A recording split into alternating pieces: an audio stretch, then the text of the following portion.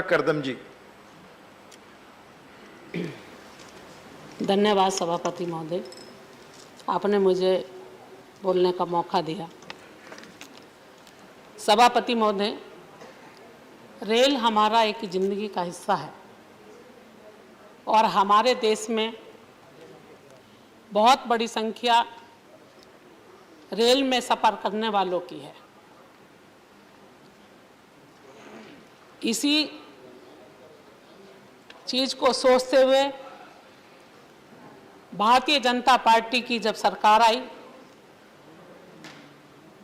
तो रेलवे पर बहुत ज़्यादा ध्यान दिया गया।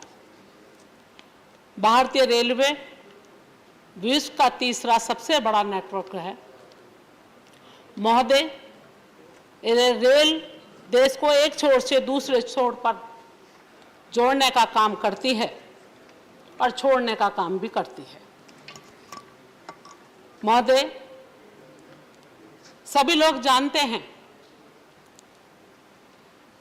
कि ये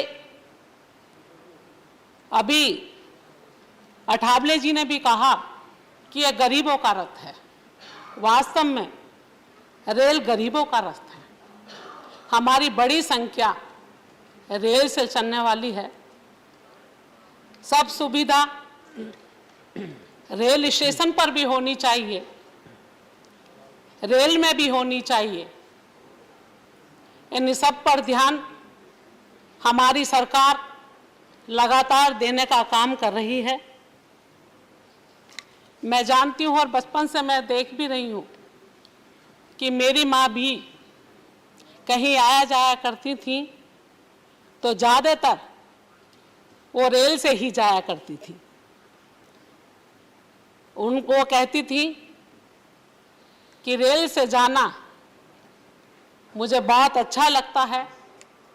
लेकिन आप लोगों ने भी देखा होगा और हमने भी देखा हो कि 14 से पहले स्टेशनों की और रेलों की क्या हालत थी, ये सभी जानते हैं। हमारे लिए ये गौरव की बात है कि जब भी बजट आता है तो बढ़कर ही आता है और देश की जनता को सुविधा भी प्रदान करता है। हमारे लिए ये गौरव की बात है कि भारतीय रेलवे ने लगभग 70,000 किलोमीटर से भी अधिक रूट के साथ विश्व का तीसरा सबसे बड़ा नेटवर्क है। इसके साथ ही रेलवे विश्व का सबसे बड़ा वाहक है और विश्व का चौथा सबसे बड़ा मालवाहक है। संख्या हमारे देश की ज़्यादा है तो मालगाड़ियों की भी ज़रूरत पड़ती है, क्योंकि हमारे यहाँ किसान भी और बहुत सारे उद्योग भी ऐसे हैं कि जिनका आना जाना और माल ढोने का जो काम करते हैं। महोदय, मैं माननीय प्रधानमंत्री जी के नेतृत्व में केंद्र सरकार ने रेलवे में निवेश के कार्य को जोरदार तरीके से आगे बढ़ाया है ताकि मौजूदा सुविधाओं को बराबर रखते हुए भविष्य की अवस्थाओं को देखते हुए इस बात को ध्यान में रखकर केंद्र सरकार ने बजट में रेलवे के लिए 1,10,055 करोड़ रुपए की राशि आवंटन की है।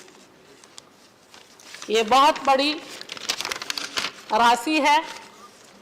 नई लाइनों के लिए निर्माण का दोहरीकरण में भी लगभग बढ़ोतरी की है। पहले की तुलना में बहुत बढ़ोतरी हुई है। 66% अधिक बढ़ोतरी की है इसमें।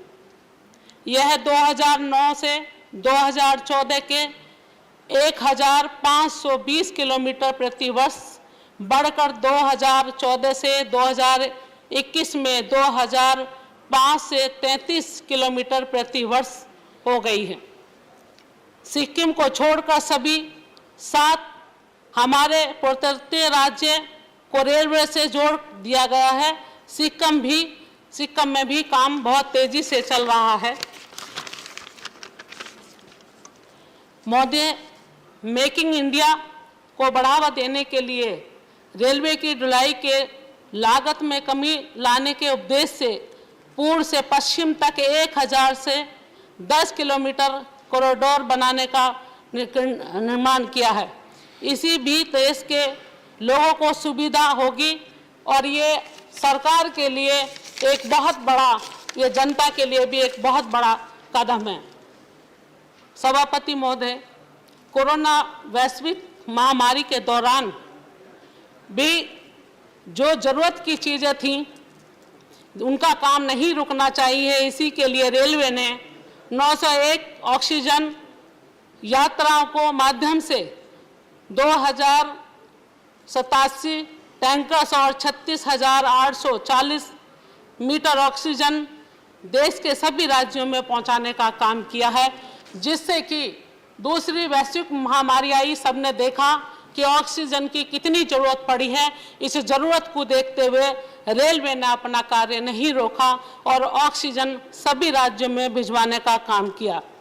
इसी के तहत जब यहाँ से आप लोगों ने भी सबने देखा कि जो हमारे श्रमिक थे, जो स्पेशल ट्रेन चलाई गई उनके लिए, जो दिल्ली से भी बहुत बड़ी संख्या में जो यहाँ हमारे मजदूर, जो हमारे लोग यहाँ रहते थे, उनको यहाँ से खदेड़ दिया गया। इन्हीं सभी को देखते हुए भी स्पेशल ट्रेन चलाकर भी उनके घर तक पहुँचाने का काम किया, जिससे कि वो सुरक्षित अपने घर पर पहुँच सकें।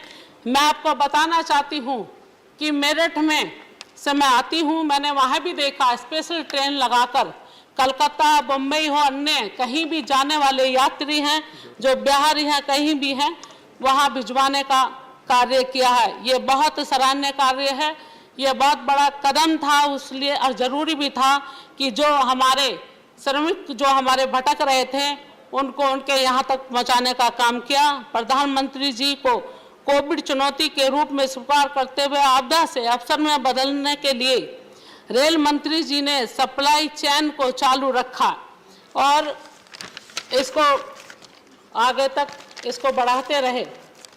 मैं माननीय सभापति महोदय, उत्तर प्रदेश से मैं आती हूँ।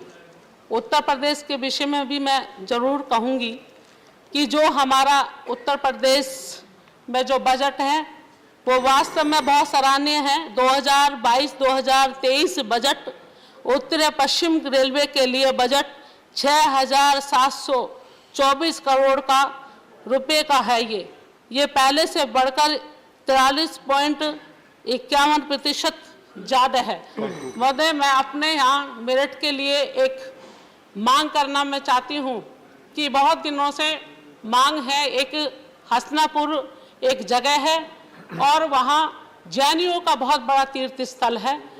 पूरे देश से वहाँ जैनी आते हैं और कौरव पांडवों का भी बहुत बड़ा ऐतिहासिक एक स्थान है। मेरठ से और हसनापुर को जोड़ा जाए और एक स्टेशन बनाया जाए। बहुत बहुत धन्यवाद। बहुत बहुत धन्यवाद। माननीय शिव प्रताप शुक्ल जी। बहुत बढ़िया, वेरी नाइस।